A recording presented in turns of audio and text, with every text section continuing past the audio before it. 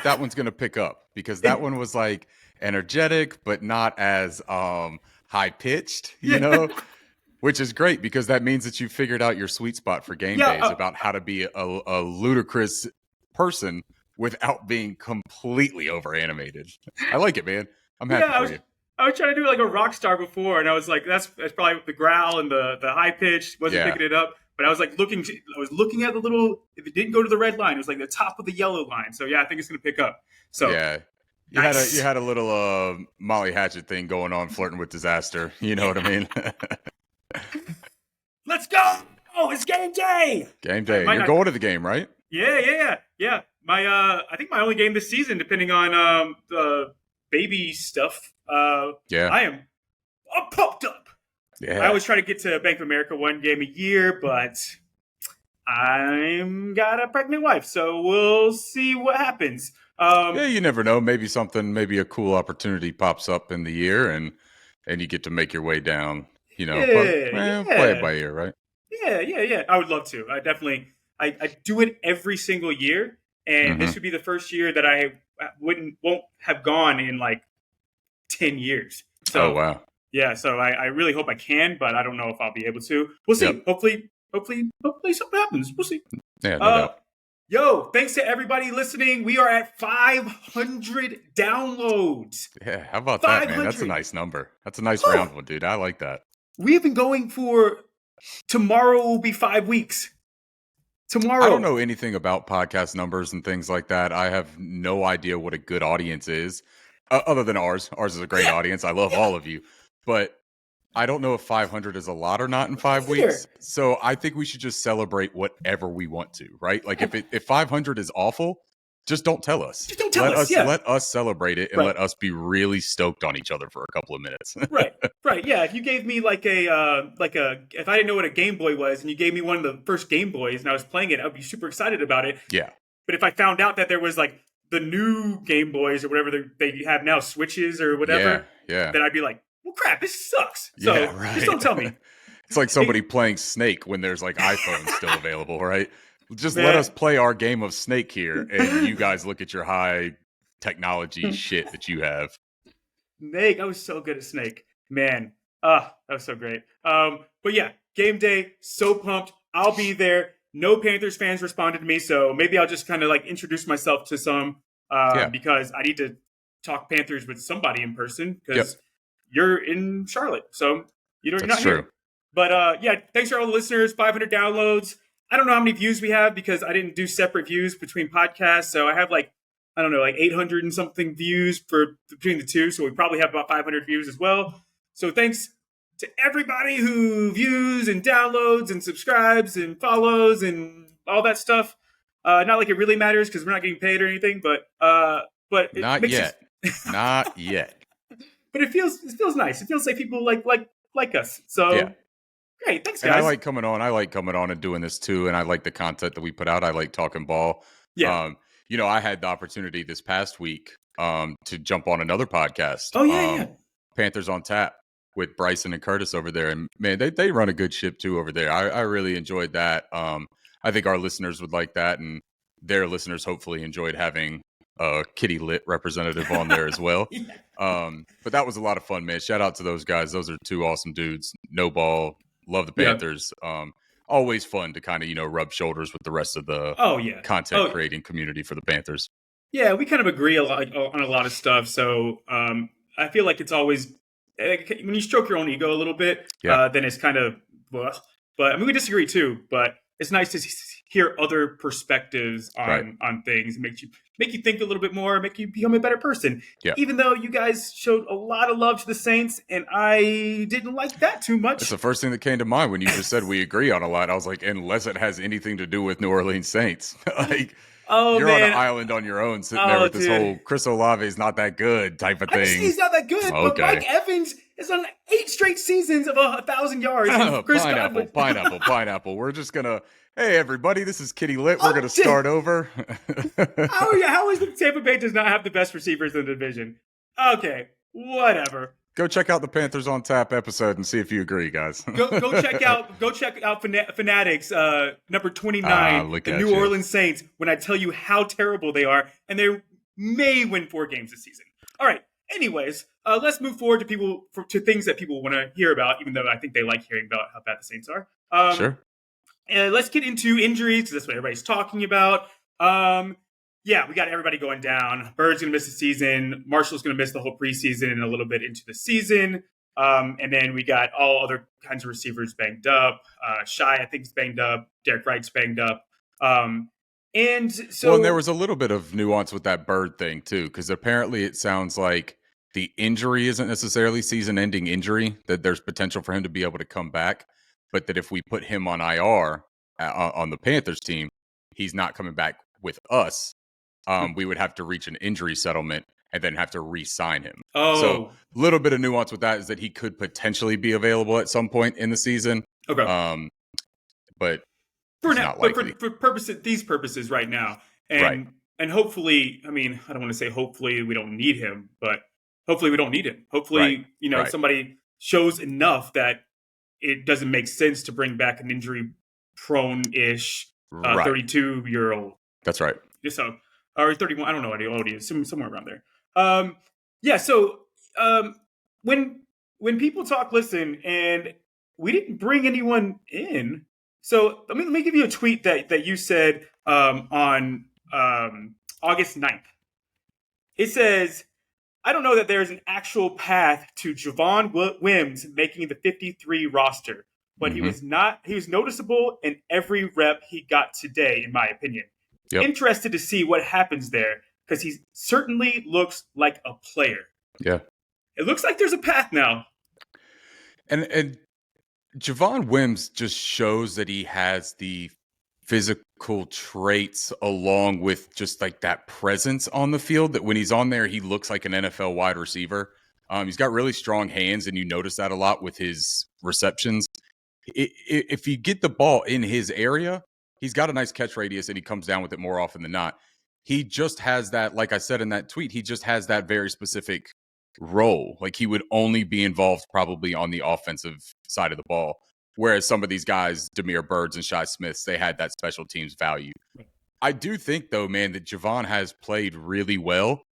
And if he shows something tonight, I think he's making a serious case for making that 53 as the 6th wide receiver, if we even keep 6 wide receivers. Because there's also a real possibility of going 5 wide receivers on the 53 initially and then keeping plenty of guys on the practice squad. Derek Wright coming up with that injury, I think also plays part in that because he's had a nice camp and he looked pretty decent last week in the preseason. So I just think that there are some factors that go into it. But Javon Wims, I think it's totally worth keeping your eyes on him tonight. You think it's a possibility that Shy's spot is taken by Wims?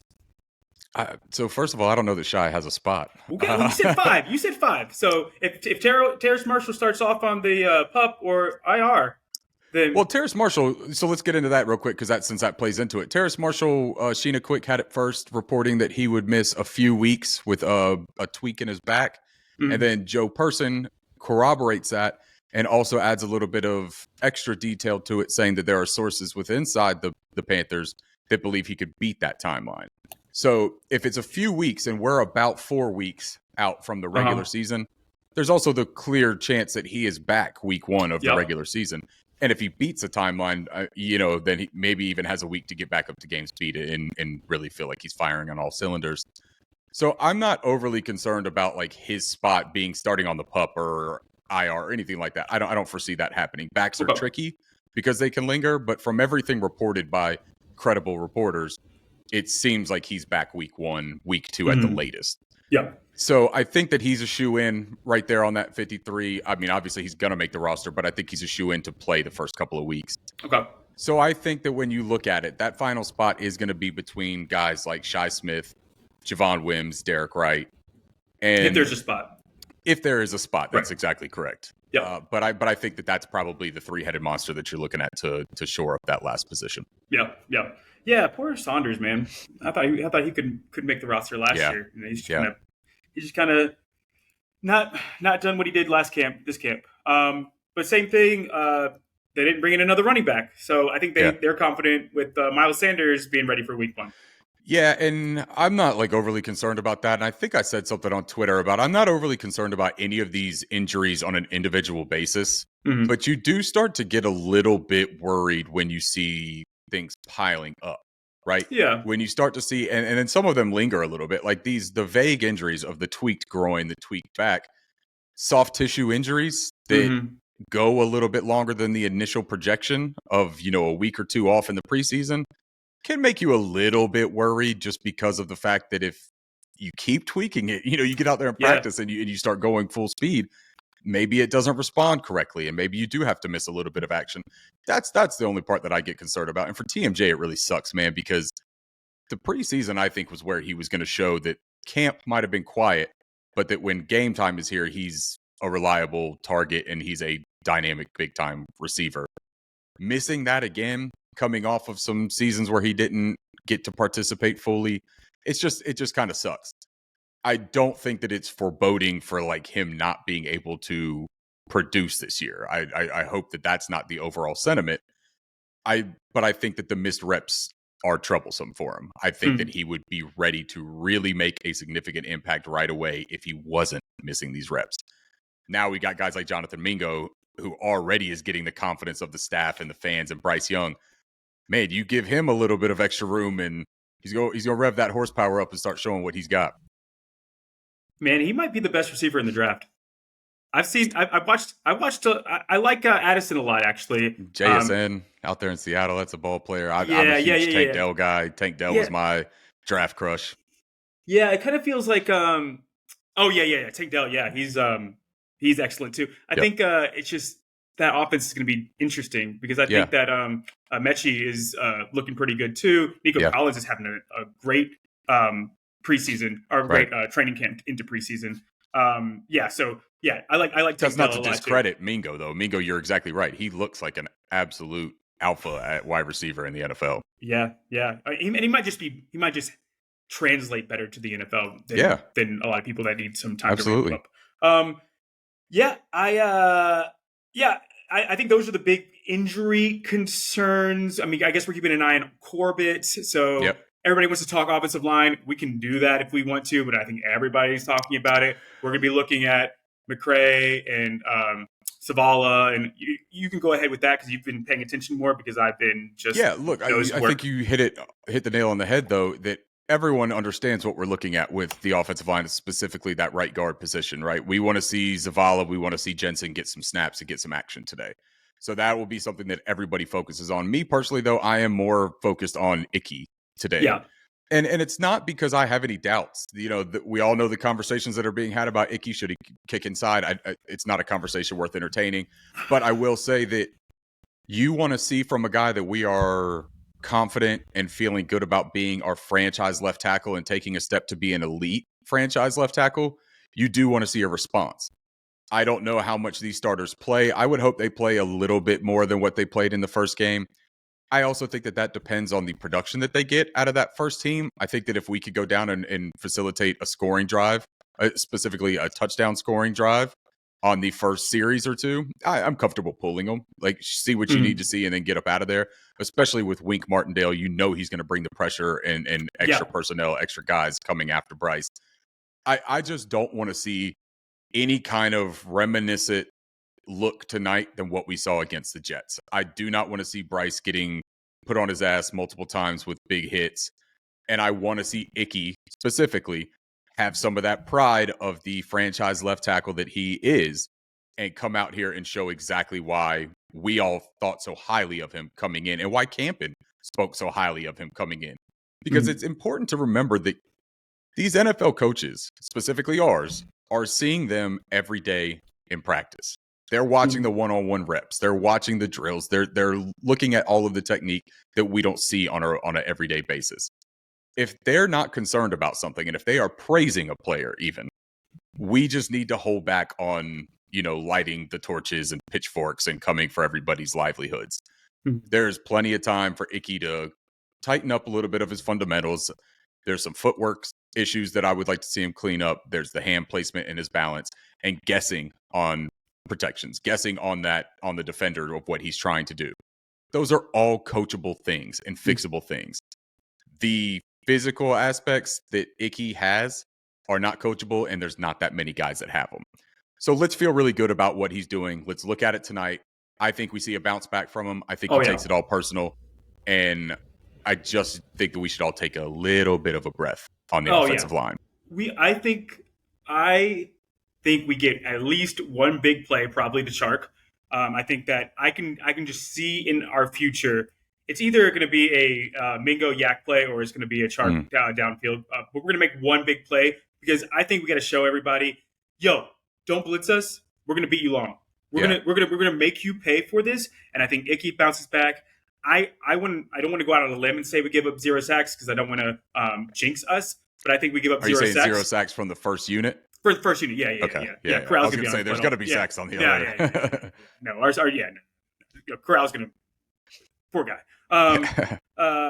So I think we do a lot more. I think we roll Bryce out a little bit. I think we kind of let him kind of control the line of scrimmage more than having the vanilla plays come in. They're still going to be vanilla, but we're going to allow him to not just sit there and take it, basically. Sure. That's my prediction. I don't see they have too much pride. They're too good to let that happen again. And I think we make them pay at least once downfield. So if y'all want to play that, what else are you focused on outside of the offensive line? I want to see our receivers get open. Yeah. I want to see our receivers win one-on-one. I know we're going to scheme these guys, but can you beat one-on-one matchups? Chark had a step. The guy got sacked. I need to see him. I need to see Bryce have a little bit more time, and that's a big problem that we had last time. We didn't have time for plays to develop, so that was kind of annoying. But I want to see our receivers get separation and prove to themselves and to everyone else that they're not, the 30th best weapons in the league. That Adam Thielen's not old. There was the one instance where DJ did get past his defender, and there was the back shoulder miscommunication. But part of that also is where I want to see DJ do something a little bit better. And we know that we're fans of DJ Chark. We saw him in camp and saw all the things that he brings to the table. But his release on that play specifically was mediocre at best. You know what I mean? So you talk about winning one-on-one and creating separation, do it immediately. Like, I want to see that release. Make that defender pause for a second. I want to see you be able to make your first step is the step where you gain that separation. I don't want it to have to be just when you get that straight line speed going.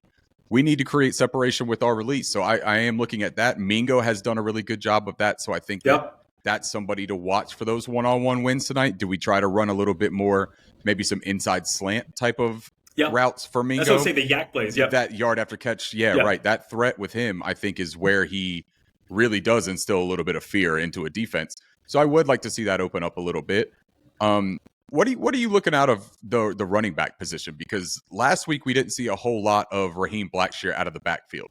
Do you think that we see any kind of boost in that tonight? Nope. I think we're saving him. I think that there's a reason. I mean, everybody saw him in practice. Yeah. Everybody's been raving about him in practice. I just think we're saving that package for regular season. So you expect more Spencer Brown again tonight? Yeah. I think that you see maybe a little tick more of Blackshear, but I don't think it's going to be anything crazy. Maybe he gets like a couple between the tackle runs. I think they have a package for him, and they want to not show their hand on that. And so I don't think anybody needs to look into Spencer Brown got more reps than Blackshear or Chuba or anything like that. I think Blackshear has a very special package in the Naheem Hines role, the Sproles role, and I think that we're not tipping our hand on that. There's just too much. There's too much coming out of camp about him that it was so odd to not see him. But it makes sense if they are not showing their hand on him. See, if we can get some effective early production from the run game, like with Chuba specifically, I'm thinking about with that first team with Sanders out. If we can get some early production from the run game, maybe that can kind of take a little bit of that aggressiveness for Wink Martindale and dial it back a bit because he has to stay a little honest, just put that little bit of doubt. And then that opens up the deeper throws, the longer concepts for Bryce to take those shots. But it all has to work in unison with each other. So if that offensive line can't show that they can assert themselves and we can't establish that run game, we're just not going to be able to see Bryce take those shots. It becomes one dimensional, and we're already rolling out a vanilla game plan. If you don't even have a second dimension to being vanilla, I mean, it becomes damn near impossible for Bryce to show off anything that he can do in that situation. Yeah, that's what I said in the last pod. We're going to run the ball. We know, but we have confidence in our backs. We obviously have confidence in our backs because we didn't draft one. So we don't need to see that. We need to see receivers. We need to see Bryce with in real game action. And I think that's what their plan was coming in the first preseason. They just didn't think that the Jets were going to be douches. So and that's a good point right there, though, because Frank Reich now has acknowledged that he fully expects Wink Martindale and this Giants defense to be very aggressive and come after us. So if you're going to acknowledge that before the game, and I'm not saying that you still have to do days and days of game planning because it's preseason. I understand we don't put the same amount of time into it. But if you acknowledge that you know that there's going to be blitzing and aggressive defensive calls coming after your franchise quarterback, you're opening yourself up to some fair criticism if you do not scheme a little bit better and deploy a couple of different looks to keep Bryce safe and to take advantage of their aggressiveness. We talk about how great this coaching staff is, and I'm not saying we should react to just the preseason, but you still want to see some adjustments made by this coaching staff and some pride out of them the same way we're expecting it from the players. Mm-hmm. So I think that we have to see a tiny bit of this playbook opened up tonight. Not all the way. I still think you got to keep some of it, locked away for the regular season. But I think you got to open up a little bit here, or else you are going to start to get some of that side eye from the fans and from media that are just kind of questioning, are you behind on this? Like, are you the one who is not understanding what adjustments you need to make? That could still be an overreaction to even suggest that. But I think it's also fair criticism because fans aren't completely naive about football, right? Like we see things and there are still clear areas where if we can designate that to be a problem, so can the coaching staff and players in the NFL. Yeah, and I honestly don't think it's going to matter. I think this team comes out on fire tonight. I think they're too talented. I actually just did my Fanatics episode that I filmed on it already. Going through how talented this team is stupid. It is so stupidly talented. They ain't gonna take it. It's just not gonna happen. They got too much pride. These guys have been in Super Bowls, been in AFC and NFC championship games. They are too good and too talented and have too much pride for that to happen again. I would be shocked if what happened against the Jets happened again. Right. But I don't care either way. But I'd be shocked if it happened again. And that's just touching on the offense, right? Because our defense, so we gave up 27 points. We gave up 6, I think, right before the first half. So our first and second unit didn't perform like terribly. I get it that we were going up against the backups, but there were things to take from that first game that we should hopefully see translate back into this second one. And in particular, our secondary depth, I thought was really nice. And I'm keeping an eye on seeing CJ Henderson in those man-to-man, mirroring boundary alignments again, where he has a physical advantage. I'm looking for Keith Taylor to continue his ascent back into the good graces here. He had a really nice game playing physical with the tackling, but also with his anticipation and staying with his defenders.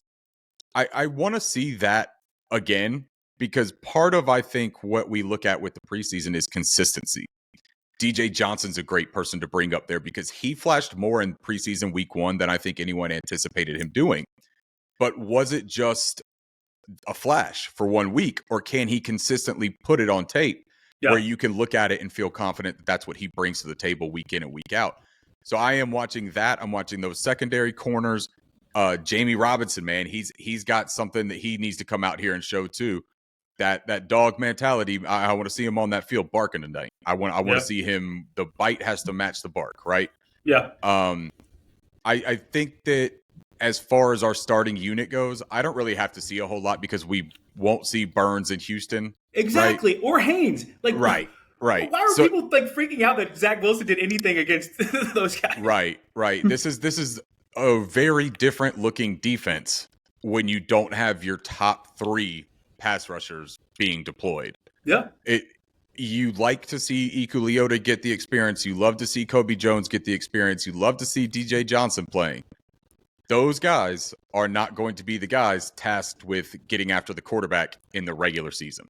Yeah. So it is hard to evaluate that first unit as a whole. I could say, though, that I'd like to watch Shy Tuttle a little bit because Shy Tuttle is a guy who had decent production in New Orleans that I'm not sure what to expect out of him. So I think I didn't see a whole ton in that first week. So maybe I would be interested in seeing a flash play or two from Shy tonight. Yeah. It's not troublesome if it doesn't happen, but you want the warm and fuzzies, right? So like I want to see something that makes me feel good about it going into week 3. Week 3 will be like the dress rehearsal. So this is where you kind of test out a little bit of this stuff that you're going to deploy. Yeah, I saw on Pro Football Focus or PFT or some. I don't remember what I was watching, but they were talking about how like we couldn't stop the run and like the backs were killing us. Yeah, not until the second half. Like I didn't see that either, though. Yeah. The average yards per carry that they were getting was sub 4. Yeah, it was. So I think Shy's. I mean, it's going to be every nose tackle, right? You're not going to make crazy plays, but you can stop the run. You got to stop the run. You got to clog gaps. You got to do the dirty work so everyone else the rest of the team can get the tackle or get the sack. And that's what Marquand did so well, right? You know, Marquand looked good in week 1. I thought doing those roles. Yeah. So yes, we're not going to be flying to bubble screens all day long.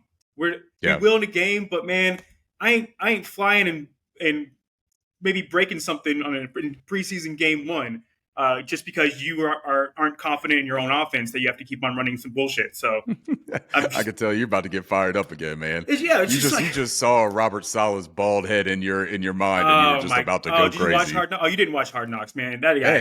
I'm really not on my game right now. I haven't watched a single episode of Hard Knocks. He's a douche canoe, man. He for somebody that hasn't won anything, like he has way too much ego about him. I liked Solid too, and then I don't know, whatever. But yeah, so I think we touched on the defense enough. Ooh, Chandler Wooten. One more name, Chandler Wooten. I was about to bring that up. Wooten. Yeah, dude, if you get I looked up Javon Wims, and honestly, you were like one of before like the last few days where everybody's been talking him up. You were like one of the first on that. We talked about Wooten last time on the pod. He looks like he's going to make the roster. You're first on Kamu. So what you're saying is like it's growing? Iku? The feather in my cap I'm talking about. Like, that thing is growing? I mean, to be fair, I didn't get to watch a lot of camp, so I can't really go against you in these areas. Okay. But no, somebody give him a hug, man. No, these are great. I mean, these are. It sucks because I feel like we don't have a big enough following yet that can just be like, oh man, that's the guy Ricky was talking about. But that's all right, man. Even if 1 or 2 people are saying that, I'm a happy camper. Man, you have made some calls this year, and if all 4 of those guys make the team, wow. Can't tell me nothing. Yeah, cue up that Kanye song. Dude, I give you your props every single time you make this call. I will always give props to people like that because I want my props when that happens to me. That's right. Yeah, I don't think that we have like much more to talk about. No. Everything's been on Twitter. If you're not on Twitter, I'm sorry if we don't touch on everything, but we pretty much have. I don't think there's anything that we haven't touched on as people were looking for. I mean, we're talking about just a general preview for a second preseason game, right? So there's not a whole lot. We don't even know actives and inactives right now at the time of recording this. I think last time when we did the preview, we talked about some matchups that never even came to fruition because none of those guys played. Right, so yeah, exactly. Everything that you talk about, you want to kind of do in a generality aspect, right? Like we want to look at it and say, we want to see the offense come out with some pride. We want to see the defense continue on some of the things that they showed last time. You just want to see the team get out of this healthy. That is the main takeaway. You want to have something to feel good about, but you really want something to feel good about for next week and in the regular season. That's just stay healthy. That is the name of the game right now, especially with TMJ and Miles and Damiere Byrd. all nursing some serious stuff right now. And not Yeah. serious. I don't want to like sound like serious when it comes to Miles and TMJ. It doesn't seem like it. Serious in terms of if it lingers and it carries on, there are shockwaves that go across those position groups with those guys not being 100%. Yeah, and we just need to stop listening to national media on anything because they don't Yeah. know. They're not actually. How many times do people break out in the preseason and then it translates over? I can Right. think of like Ramondre Stevenson. Right. What's the guy from the Giants, the salsa guy that came out of nowhere? The who? He did the salsa dance. Victor Cruz. Oh, Victor Cruz. Yeah. You had the left tackle for the Eagles, who I think was a 7th rounder or undrafted or something. He's still the left Mata. There's a few that like flash and then they come out of nowhere. But for the most part, you can't really take anything out of the preseason. Like zero. Yeah, it's roster battles to make the final spot, not necessarily the impact day one player, right? Yeah, exactly. Yeah. So I think everybody just needs to relax. It's preseason. But you're right on the local media. Find the local people that you trust the most. You know, the Sheena Quicks, the Vashti Hertz with Carolina Blitz, the Mike K's. You know, like follow these people that are giving you actual information that they can confirm and give you good context with, and just don't overreact to the Dov Kleinmans and retweet with 1,000 quotation marks because they're not saying anything on their own that they would stand on. Yeah, and listen to the coaches. Listen to the players. Because when people talk, listen. That's your jam. I think we're good on game preview. It's pretty simple, and I'm really pumped. And I'm probably not gonna wear my jersey actually because it's kind of warm here, so I don't want to be sweating my butt off. So I will probably just wear my Roaring Riot Keep shirt. Love it. And that's about it. Should we talk about Shark Academy and your just a friendly Twitter reminder, right? It's still the month of August. The Sharks Up initiative or Shark Ups initiative goes through the month of August, so there are still raffle tickets that can be bought for your chance to head down to New Orleans in December for the Carolina Panthers and the New Orleans Saints game, which could very well be a super pivotal game in the race for the division. Yeah. A blowout, is that what you said? Yeah, we swept them last year with Baker Mayfield and Sam Darnold. We're going to destroy them. Look at you. Both times. I love the confidence, man. But you still get the opportunity to see either a blowout or a close game in person down there in New Orleans, which by itself would be a fun attraction. Mm-hmm. And then also, when you purchase a ticket from them, follow me on Twitter, go to my Twitter page, show me proof of your purchase, and you will be entered into a raffle for an NFL jersey of your choice. All you have to do is send me the proof of it. One ticket will get you in there. So you can spend $10 to get an opportunity to win tickets to a New Orleans Saints Panthers game and a jersey to wear to that game and to any other event that you feel like. You can wear jerseys to church. You can wear jerseys to weddings. You can wear jerseys to work. I will give you a handwritten note with the jersey that allows you to do all of those things. So join in, participate. It's for a great cause, for the mental health awareness and teachings to go along with the physical health management of the Chark Sports Performance Academy down there. They're focusing on youth age 8 to 18. It's just an incredible thing that they're doing, and it's something that we should all be supporting as much as we can. $10 seems like a doable amount. Get involved, let me know that you're involved, and win some cool shit. Yep. I got nothing to add. You just articulated everything like you always do, and don't let me talk. So at least I'm consistent. Yeah, there you go. I think that's all we got. Hopefully you get to listen to this before the game, but I guess we didn't really give a ton of analysis about what we're looking for in the game. So listen to it after the game too. But you've already listened to it if you're getting this far anyway. So that nothing I said mattered. So I guess we're gonna head out now. We'll cut that. Don't worry, guys. I'm just kidding. We're keeping that so that I can bring that up another time. All right. Well, perfect. Bye, everybody. Keep pounding. Let's go, Panthers. Keep pounding.